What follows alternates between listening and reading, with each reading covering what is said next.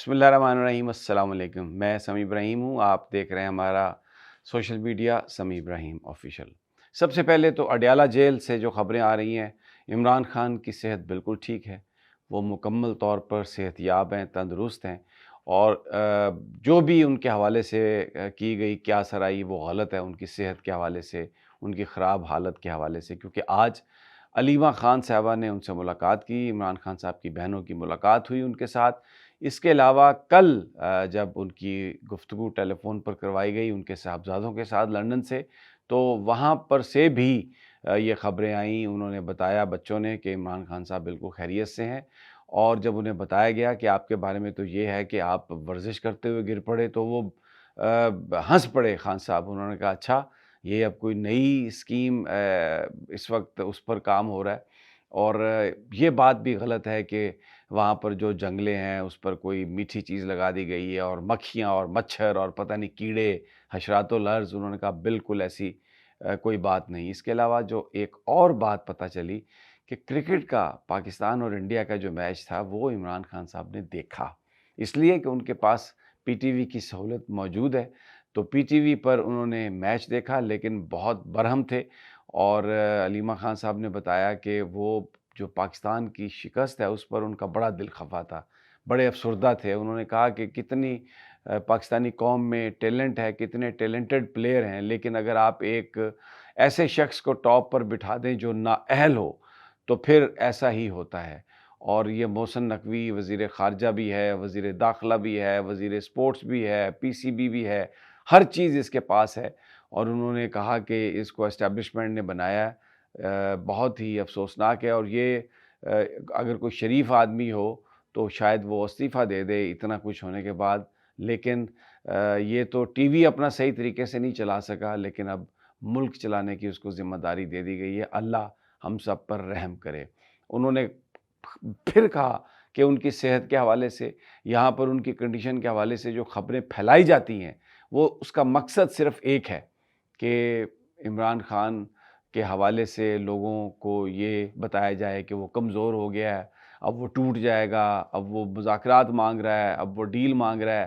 ایسا کچھ نہیں ہے، میں بالکل ٹھیک ہوں، اور میری جو ذاتی کوئی یہاں پر مشکل ہے بھی تو وہ اہم نہیں ہے۔ اصل مسئلہ یہ ہے کہ یہ جو قوم ہے اس کے ساتھ کیا ہو رہا ہے۔ اصل مسئلہ میرے ساتھ جیل میں جو ہو رہا ہے وہ نہیں ہے، اصل مسئلہ یہ ہے کہ انہوں نے ہم سب کو جیلوں میں بند کیوں کیا ہے، کون سی ایسی چیز ہے، کون سا ہمارا جرم ہے۔ ہم انصاف کی بات کرتے ہیں، قانون کی بات کرتے ہیں، میرٹ کی بات کرتے ہیں، سٹیٹس کو ختم کرنے کی بات کرتے ہیں، غریب عوام کی بات کرتے ہیں، تو انہوں نے ہمیں اس جرم کی پاداش میں جیل میں ڈالا ہوا ہے۔ اور جہاں تک اڈیالہ جیل کے باہر کیمپ لگنے کی بات ہے ایم پی ایس کی، خان صاحب کو اس حوالے سے کچھ نہیں پتہ، اور یہ جو کچھ بھی فیصلہ ہوگا یہ پارٹی کی جو باہر قیادت ہے وہ یہ فیصلہ کرے گی۔ علیمہ خان صاحب نے کہا کہ اگر پارٹی لگاتی ہے کیمپ، بالکل پنجاب کے لوگ آتے ہیں تھوڑی دور روزانہ کی بنیاد پر، تو ہم بھی آئیں گے۔ بالکل لوگوں میں جو ہے وہ ایک خواہش ہے اور لوگ خان کو باہر دیکھنا چاہتے ہیں، اور اگر اس حوالے سے کچھ ہوگا تو وہ اس میں ضرور حصہ لیں گے۔ تو یہ سب سے پہلے تو آپ کو یہ چیزیں بتانی تھی خان صاحب کی صحت کے حوالے سے، کیونکہ پچھلے چند دنوں سے بہت سپیکولیشن تھی۔ اب آ جائیں عمران خان صاحب کا جو ٹرائل ہے، ایک بڑا سوال ہے کہ کیا جو ٹرائل ہے وہ فری ہے، فیئر ہے، یعنی جیل کے اندر جو سماعت ہو رہی ہے مقدمے کی اس وقت، کیا وہ انصاف کے تقاضوں کو پورا کرتی ہے؟ یہ معاملہ بہت اہم ہے، اور آج سپریم کورٹ میں جو آئینی بینچ ہے اس کے سامنے یہ معاملہ پیش ہوا، تو جسٹس امین الدین جو اس بینچ کے سربراہ ہیں، انہوں نے جو ریمارکس دیے وہ انتہائی تضحیک آمیز ریمارکس تھے، اور ایک ایسے ریمارکس تھے جو توقع نہیں کی جا سکتی کہ آئینی بینچ کا سربراہ جو ہے وہ اس طرح کی بات کرے گا۔ اور ان کے اس بیان کے بعد، ان کے یہ میں آپ کو بتاتا ہوں جو آج گفتگو ہوئی، اس کے بعد اس بات کی کوئی توقع نہیں کہ جو خط ہے یا افریدی صاحب نے، چیف جسٹس صاحب نے جو عمران خان صاحب کا خط بھیجا آئینی بینچ کو، اس پر کوئی کارروائی ہو، اس کی کوئی سنوائی ہو، کوئی اس پر میرٹ، انصاف اور آئین کے مطابق اس پر کوئی فیصلہ ہو۔ آج بھنڈاری صاحب جب دلائل دے رہے تھے تو انہوں نے ایک موقع پر یہ کہا کہ کون سا فیئر ٹرائل ہے، جہاں پر نہ قلم جا سکتی ہے، نہ کاغذ جا سکتا ہے۔ تو اس پر جسٹس امین الدین نے کہا اچھا قلم اور کاغذ نہیں جا سکتا تو پھر یہ خط کیسے باہر آ جاتے ہیں جیل سے لکھے ہوئے؟ حالانکہ یہ اوپن لیٹر تھا اور سب کو پتہ ہے کہ خان صاحب ہدایت دیتے ہیں، ان کی ہدایات کی روشنی میں باہر خط لکھا جاتا ہے اور وہ اوپن لیٹر ہے، میڈیا کو ریلیز کر دیا جاتا ہے، تو اس سے اس کے مندرجات کا علم ہو جاتا ہے۔ لیکن آپ دیکھیں جو آئینی بینچ کے سربراہ امین الدین، انہوں نے کس قدر تنگ نظری، میں یہ کہوں گا، اس کا مظاہرہ کیا، یا جسے کہتے ہیں نا کہ خوب سے باطن جو ہے وہ آ جاتا ہے، باہر آ جاتا ہے۔ ان کا جو بھی عمران خان کے بارے میں وہ سوچ رہے ہیں وہ ساری چیزیں باہر آئیں، اور اس کے بعد کیا توقع ہے کہ کوئی انصاف ملے گا؟ اور میں خود جاتا رہا ہوں وہاں پر، کون سا فری فیئر ٹرائل ہے وہاں پر؟ تو یعنی نہ صحافیوں تک آواز آتی ہے، اور کوئی درخواست دی جائے اس کا پتہ نہیں چلتا، خان صاحب آئیں نہ آئیں، ان کو جس طریقے سے لایا جاتا ہے، صحافیوں سے بات کرنے کی ان کو اجازت نہیں ہوتی۔ تو کوئی جو فیئر ٹرائل کے تقاضے ہیں وہ تو بالکل وہاں پر پورے نہیں ہوتے، کسی طرح سے بھی وہ پورے نہیں ہوتے۔ میڈیا جو ہے اس کو یہ آزادی ہوتی ہے کہ وہ جائے اور جا کے ٹرائل کو وٹنس کرے۔ کس کو جانے کی اجازت ہے؟ جو کہیں سے ٹکر بن کے آتے ہیں ان ٹکرز کو جو ہائی لائٹ کر دے، جو کہیں سے آئی ہوئی خبر کو سائن کر کے اپنے نام سے وہ اپنے ادارے میں بھیج دے۔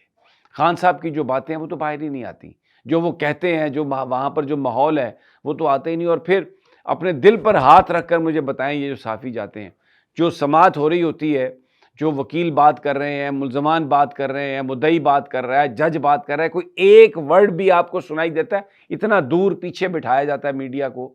جسٹس مسرت ہلالی بھی آج بہت طنزیہ فکرے بولتی رہی، انہوں نے کہا کہ وہ تو کہتے ہیں بانی جو ہیں وہ تو کہتے ہیں میں تو با اختیار لوگوں سے بات کروں گا۔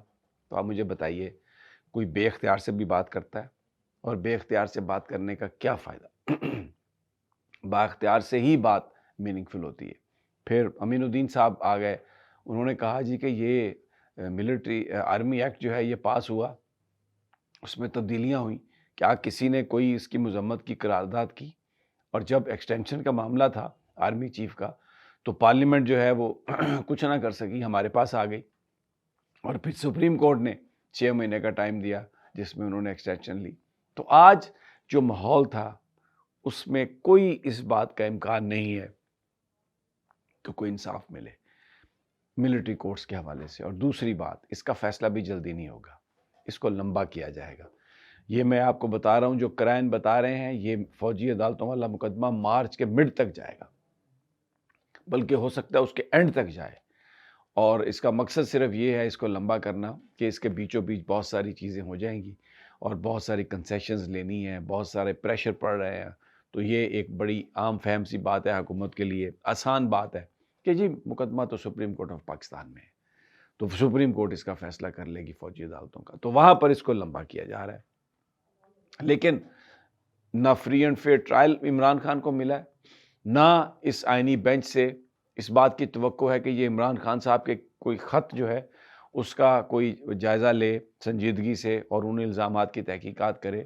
اور اس بات کا بھی اندازہ نہیں ہے، یعنی اندازہ کہہ رہا ہوں، اس بات کی بھی کوئی امید نہیں ہے کہ یحییٰ آفریدی صاحب اس حوالے سے وہ کام کریں گے۔ آپ دیکھیں نا، یہ اڈیالہ جیل ساتھ ہے، یحییٰ آفریدی صاحب ڈی آئی خان جیل کا معائنہ کرنے چلے گئے۔ او بھائی اب جائیں نا اڈیالہ جیل، جہاں پہ ایک سابق وزیر اعظم پڑا ہوا ہے، جائیں دیکھیں اس کے حالات کہ کہاں پر اس کو رکھا ہوا ہے۔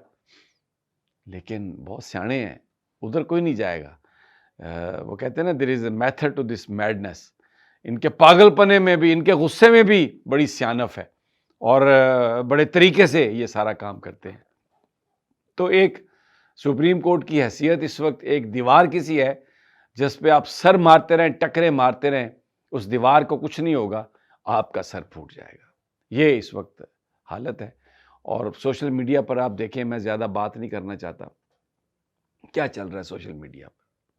کیا یہ ہمارا ملک اسلامی جمہوریہ پاکستان، جس میں ماضی میں 60s کی کہانیاں ہیں، بہت کریکٹرز ابھی تک، میں کسی کو نہیں جوڑتا کسی کے ساتھ، مجھے بہت ادب احترام ہے، لیکن مجھے بتائیے، آپ خود دیکھیں سوشل میڈیا کو اور اس پر جو چل رہا ہے، جو تصاویر، جو ویڈیوز، جو کچھ ہو رہا ہے پاکستان میں، کیا آپ نے، ہم نے کبھی یہ سوچا تھا؟